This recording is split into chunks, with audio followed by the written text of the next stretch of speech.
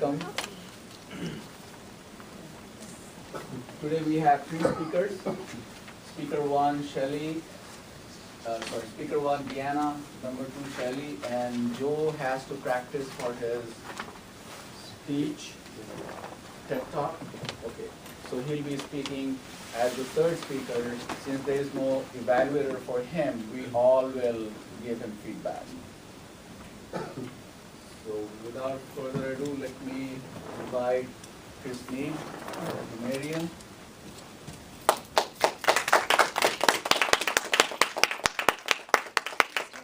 Toastmaster, Toastmasters, and guests, thank you for joining us. As the grammarian, first order of business is to introduce a word of the day.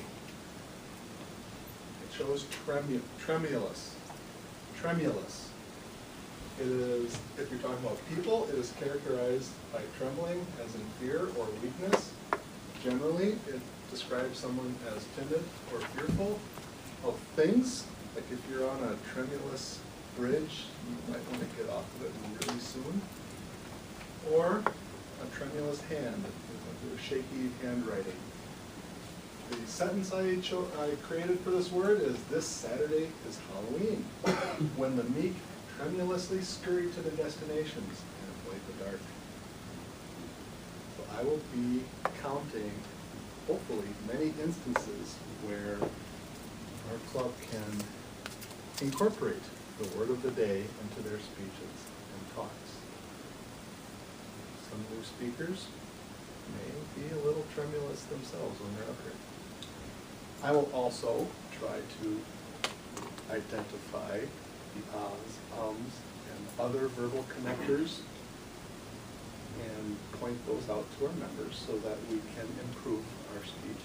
And then lastly, I will be trying my best to capture picturesque and language that I find especially unique.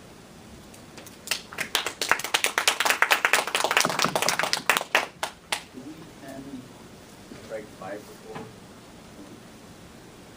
Pardon? 5 before. When do we end? When we end. There has been some changes in the schedule. We start a little bit later and finish a little bit early so that people can catch their meeting. I would like to invite John Potter, who is our timer today.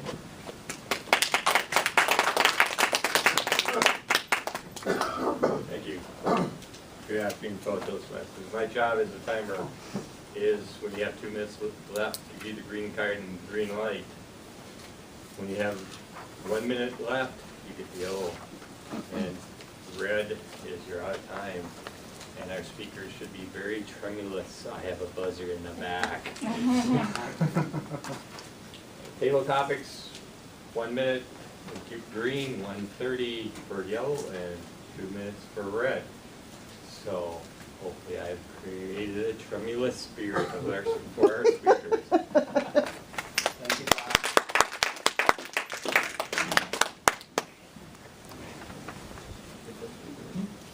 Now I would like to invite our first speaker, Shelley Henry. Deanna Constance.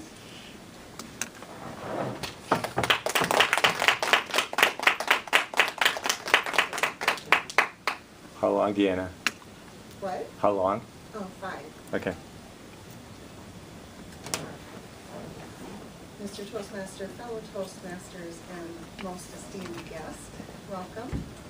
Today, I, as your Vice President of Education, will be presenting a topic that is part of our Successful Club series. The Successful Club series is a series of presentations that are designed to inform you about what makes a great club, a distinguished club, rather than a club that might be failing or is lacking some luster in membership. It's very important that we have a successful club, because having a successful club means that we will have successful members. That is the whole purpose of the Successful Club series. It's not so much we want to have the best club, it's about creating members that are successful speakers. So with that in mind, today I'm going to speak on the topic of evaluate to motivate. For our guests today and new members, we consider the evaluation portion of our meetings to be one of the most valuable segments that we have.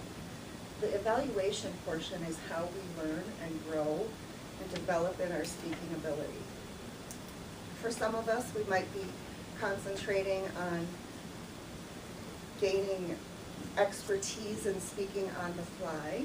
Some might be looking just for adding more animation to their talks, getting away from PowerPoints, and becoming more fluent in their presentation style. Having that immediate feedback that we give during the evaluation section is very important and critical to helping us develop those skills. So when does the evaluation portion start? It starts when, actually before the speech is even given. I'm going to give my evaluation form from my manual to my evaluator, and I'm going to discuss with my evaluator what it is that I hope to demonstrate in my presentation. And he or she can then look and see, she did this, oops, she missed this. She might want to work on that next time. So it's important to review before your speech what it is that your objectives are for that presentation. And perhaps I'm one of those individuals that has a lot of ahs and ums and oh or so. I might want my evaluator to really focus on that and say, she's saying a lot of ahs and ums, she might want to work on that. Or if you're a very tremulous speaker, you might want your evaluator to give you feedback on how I can be more poised and confident when I'm speaking and not let that speech anxiety come through. Secondly, it's important for the evaluator to show that they're interested. We like to see kind eyes in our audience when we're up here speaking. And if our evaluator is not even looking at us and making contact with our eyes, it creates another sense of anxiety in our speakers. So it's helpful to have those kind eyes in the audience. But it's also important for that individual to take notes. So it's okay to look down while they're taking their notes, but continue to make that eye contact. Now the next part I'd like to cover is discussing what not to do.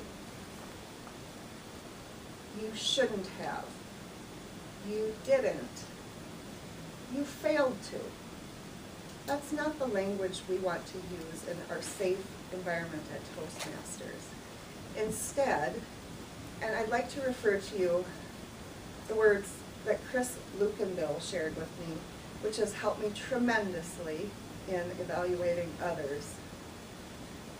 Your speech could be improved if you did this. Next time, you might want to consider this. Those phrases have stuck with me throughout all the evaluations I've done over the past 6 months since he shared that with us.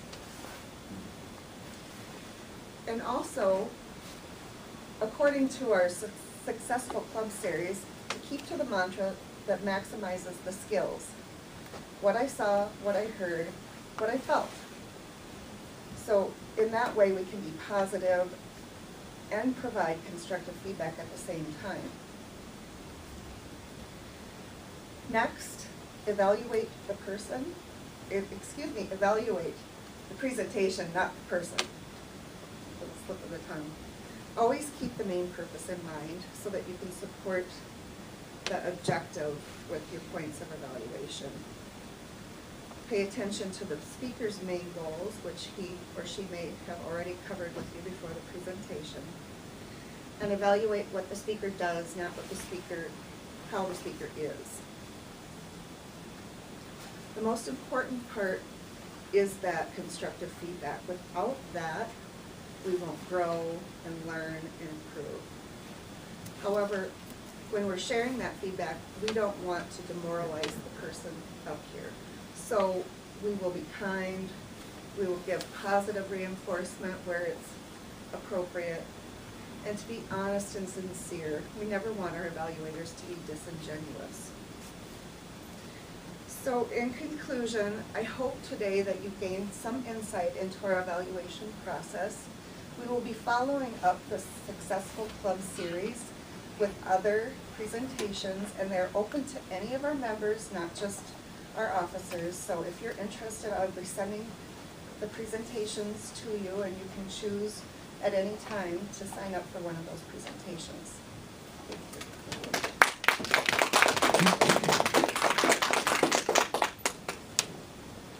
I really got the, noticed the point of making eye contact. That was trying to.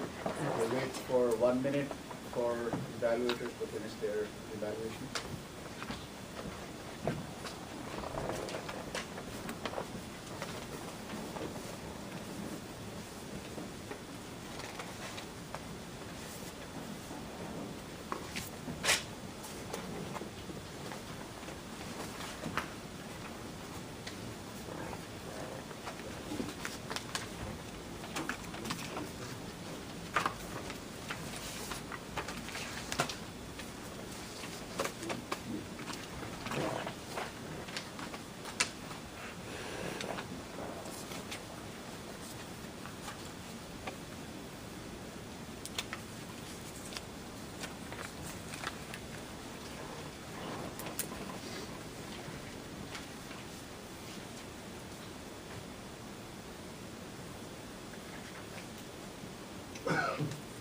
Thank you, John.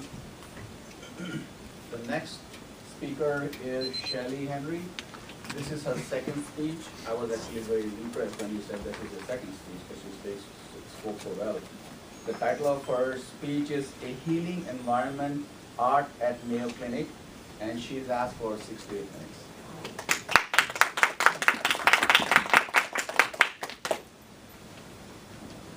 Mr. Toastmaster, fellow Toastmasters, and guests, I have a question for you today.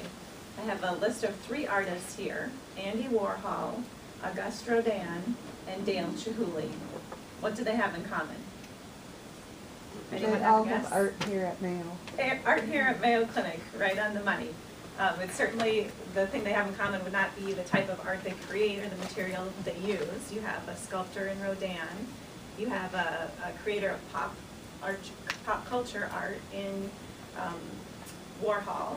You have a master glass blowing artist in Dale Chihuly. But these are all big name artists who have artwork on display at Mayo Clinic. We are very fortunate to have these artworks on display at Mayo Clinic. These are big influential people who really can add to the healing environment at Mayo Clinic. Have you ever wondered what role art has in a healthcare environment? Why do you have art at a clinic? Especially in this era of cost containment and healthcare reform, it might seem like something that's a little bit frivolous and a little bit over the top, and maybe not necessary for the regular care of patients. Well, we are very fortunate here at Mayo Clinic, and the art and the architecture is in place for a reason at Mayo Clinic. Today I'll talk a little bit about the philosophy of art, the history of the art collection and how it's expanded, and the people who make those art displays possible. The philosophy of art connects directly to the mission of Mayo Clinic. Many of you who work at Mayo Clinic have probably heard the statement, the needs of the patient come first. That's our value statement. Everything centers around the care of the patient. Back in 1932, William J. Mayo, one of the founding fathers of Mayo Clinic, made a statement publicly. He said, there is a spiritual as well as a material quality in the care of sick people. Art is used to care for the spirit of those who visit Mayo Clinic, and it can evoke a whole range of human emotions. How do you feel when you walk down the hall and you see colorful prints of animals lining that hallway? How do you feel when you enter a grand atrium and there are spiraling organic tentacles of glass above you? It gives you a very special kind of feeling. It might be wonder, it might be joy, hope, compassion. These are all things that visitors may experience as they look at these various works of art. That art can give patients something else to think about and something else to discover. Moving beyond individual pieces of art, there are also buildings at Mayo Clinic that are really pieces of artwork in themselves. If you start with the original Mayo Clinic building, the 1914 building, that was built on the site of the Stevens building. It was Georgian style architecture, red brick building. But that building was built to be clean and efficient, but also was built to be attractive and inviting to guests who entered. It had a grand staircase and a fountain and a skylight, things that were really not common for that particular day and time. So this started very early in our history. You can see evidence of that original building in the Stevens subway. There are still remnants of that building on display in the modern Stevens subway. There's a fountain. Some of you may have seen that in the past. Then came the Plummer building. That was a grand building built in a Renaissance style. Has great ornamentation both on the inside and the outside. It really moves beyond just function. It really works to elevate one's spirit. With the construction of the Mayo Building in the 1950s was the beginning of the more formal part of the art program at Mayo Clinic. And as many of you have maybe seen, the outside of the building, the exterior, is really a canvas to paint on. And that was the approach that they took. It was constructed that way not to have ornamentation in and of itself, but to add those works of sculpture, those works of art to the exterior of the building. And that was really the start of the formal art program at Mayo Clinic. The architect involved in that project, Thomas Ellerby, was really a leader and an advocate to bring fine art onto the campus and into that building.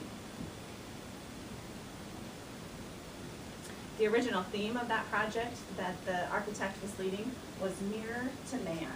And they commissioned murals and sculptures to reflect matters of humankind. They were trying to represent themes of heritage, of home, of freedom, observation of nature, the need for companionship, and a desire for knowledge. In true Mayo fashion, as something is really important, a committee must be created. So, of course, I created an art committee and worked with the consultant to really grow and expand the art program at Mayo Clinic. And that really, today it serves as the foundation that we continue to build upon. They're trying to reflect the ideals of this institution through the art that's on display throughout our campuses. When I first started at Mayo Clinic, a former colleague of mine, Jim Hodge, some of you may have known him, he took me on a tour and said, when people enter Mayo Clinic, when they come through these doors, they should know they're at a world-class institution, and the art helps communicate that. They should know that they're someplace special, and that has really stuck with me for the last 18 years of my service here. The art program was initially developed by leaders and staff members, really has grown and expanded, and the benefactors who give to Mayo Clinic have really helped that program grow.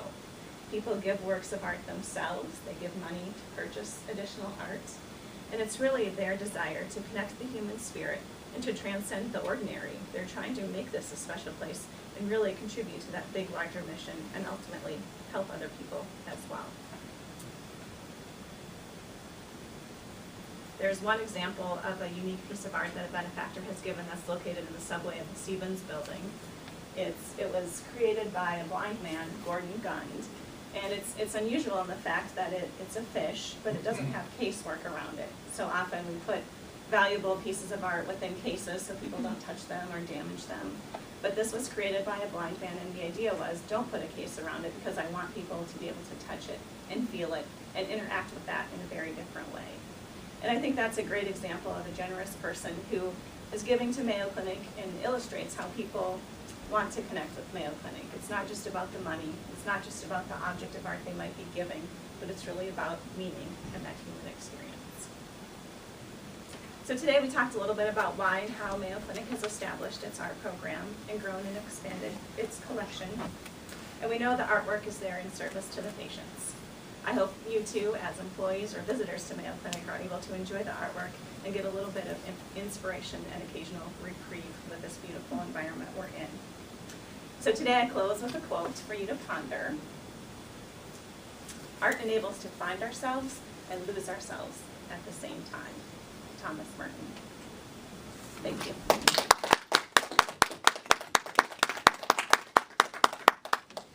We'll take 1 minute for the evaluation.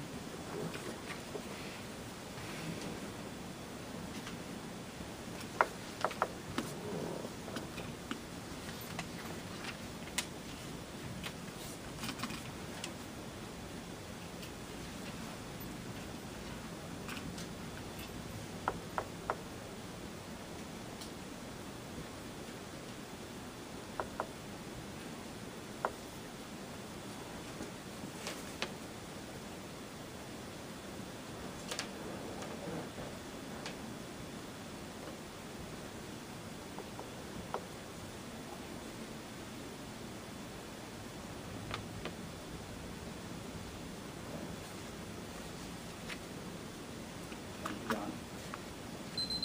Actually, I'm very impressed that Mayo has formal art programs like this to have beautiful artwork placed at strategic places. This is very nice.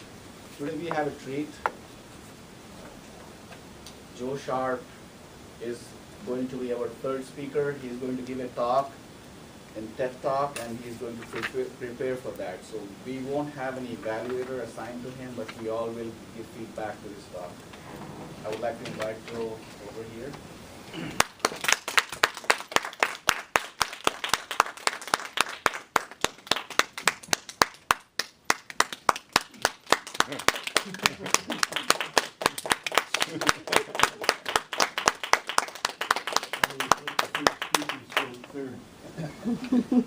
The topic is get ready for a graceful death, and he's asked for 3 minutes.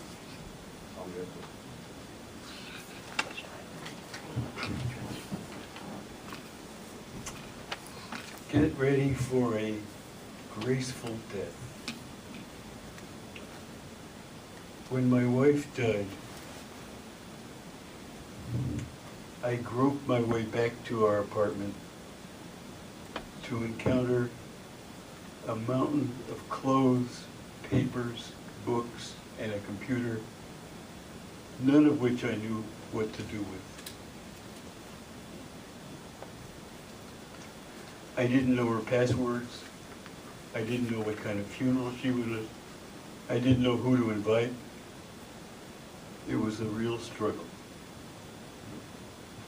For weeks, I tried to straighten out the mess. Finally, I decided to share my experience in the Post Bulletin. An article was published, and I got lots of replies from people who had similar problems cleaning up the affairs of relatives who had died.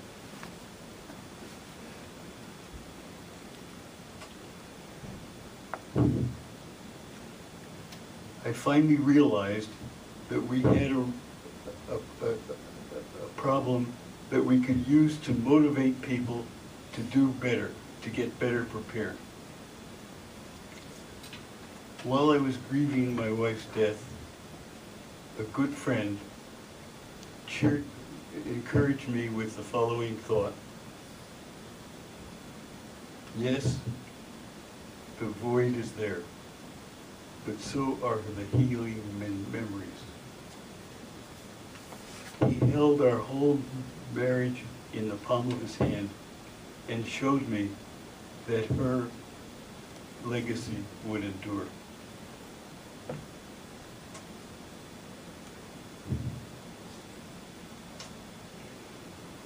So, how can you learn from this and make a benefit out of it? Well, by far the most important thing you can do is start talking about your death and your funeral right now, way ahead of time, before death, before fear, before worry and illness get in the way. It's fearful to talk about these things, but as you talk about them, you can get beyond your fear. And once you get beyond your fear, what can you do? Well, you can certainly treasure the legacy. You can do anything, you can try hard to find ways to help your survivors clean up your affairs. You can get ready this way using these tools. Let's get ready for a graceful death.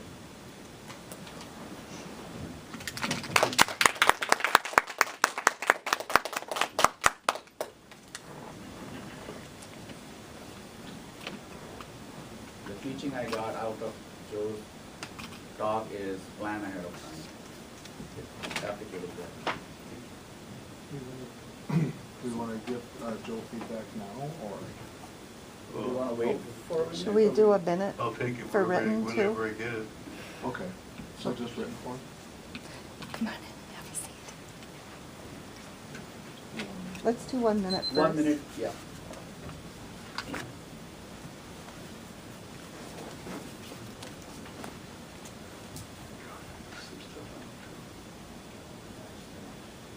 Okay.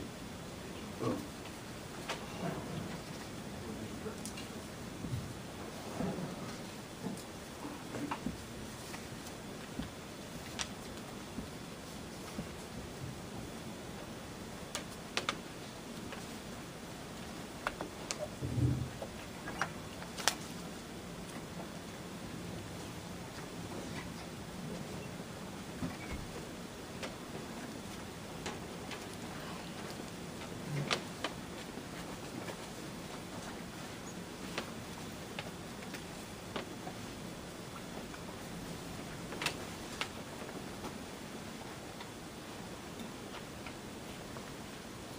Thank you, John. Do we have any feedback for Joe's speech?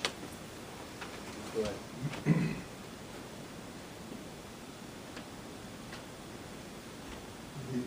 Joe, the only thing I can think of is a lot of the TED Talks that I have watched, they have a lot of stage presence, and they do move around a lot more.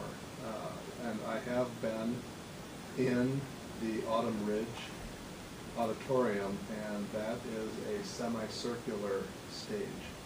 So you will be, I guess, inadvertently ignoring a large portion of the audience if you don't move around when you are up there.